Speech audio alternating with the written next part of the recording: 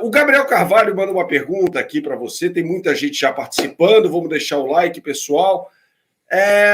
Sobre três zagueiros, é um esquema defensivo esse, Zago? Porque muitas vezes as pessoas olham para o esquema com três zagueiros e falam assim, que retranca e tal. É um esquema defensivo esse ou não? Olha só, né, Bernardo, eu vejo que, por exemplo, faz muita falta, né? Você é um cara que contribui muito para o debate, porque você busca aprofundar naquilo, né? E no Brasil se criam alguns mitos em função de não se aprofundar nos debates. E uma ala muito grande, né, de pessoas fala sobre toda vez que você coloca três zagueiros como algo defensivo. E para mim isso provavelmente é oriundo ali da Copa de 90, quando o Brasil perde a Copa para a Argentina jogando com três zagueiros, né? Quando na verdade você vê grandes equipes no mundo, a gente teve aí uma onda em 2021 de equipes jogando com três zagueiros, jogando com linha de 5 e tendo sucesso, né? Com linhas de 5. O Chelsea com o Thomas Tuchel e antes com o Antônio Conte e muitas outras equipes. O Tottenham usava em alguns momentos também com Conte, várias equipes utilizando. Eu vejo que, assim, Bernardo, a questão é muito mais você saber definir em que linha do campo que você quer recuperar a bola, o como você vai estar preparado para isso, né, para recuperar a bola o mais próximo do gol de ataque, porque é isso que vai fazer com que você consiga se aproximar do ataque, né?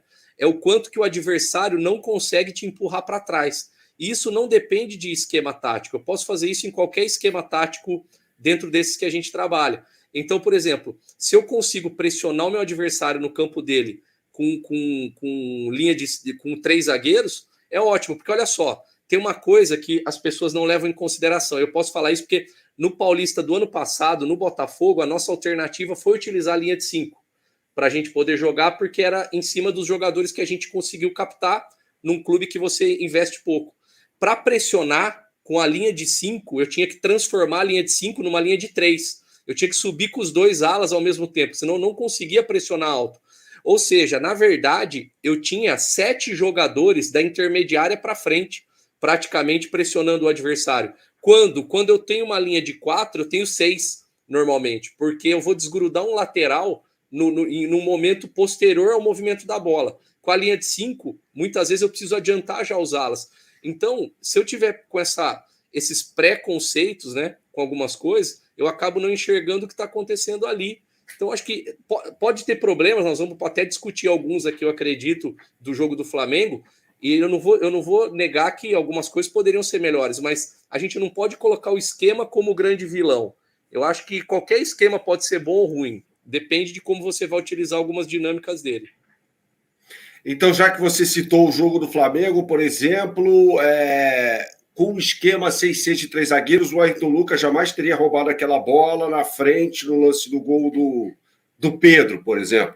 Aquela é uma zona que numa pressão alta, porque olha só, o Flamengo ontem tinha uma linha de 5 para defender, uma linha de 4 e mais um, né?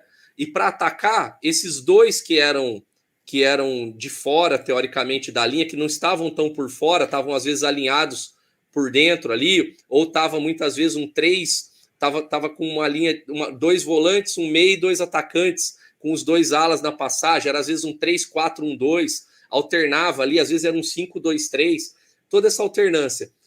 Na hora de pressionar, né, se para eu conseguir pressionar a frente, eu vou ter que adiantar esses três da frente ali, Pedro, Gabigol e Arrascaeta, para fazer a primeira linha de pressão.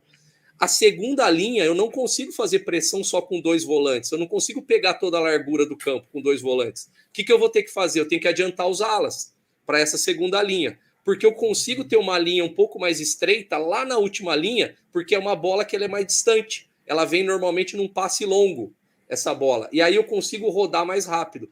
Então, na zona que o Ayrton Lucas recupera a bola, é a altura que o ala vai estar. Se fosse uma linha de 4, podia até recuperar ali, mas não seria o Ayrton Lucas. Provavelmente seria um ponta que estaria ali, né? Ou um jogador de dentro que ia ter ido para fora naquele momento para compensar. Então, assim, todas as dinâmicas têm as suas vantagens e desvantagens. Acho que isso que é o mais importante de analisar. Boa, então definitivamente dá para a gente dizer aqui que o esquema com três zagueiros não é necessariamente uma retranca. O que importa é a disposição desses caras na hora de pressionar o adversário. É mais ou menos isso que eu estou entendendo. É a coordenação, né, Bernardo? Eu acho que é a coordenação. Entre a disposição junto com a coordenação, porque o mais importante é você não deixar, quando você quer ser um time dominante, acho que é a proposta de um grande clube, como o Flamengo ser, é você não correr para trás com frequência. Você tentar não correr para trás, né? Acho que as equipes grandes, as equipes que são dominantes, quando você olha um jogo do Manchester City, você vê que é uma equipe que ela pouco corre para trás.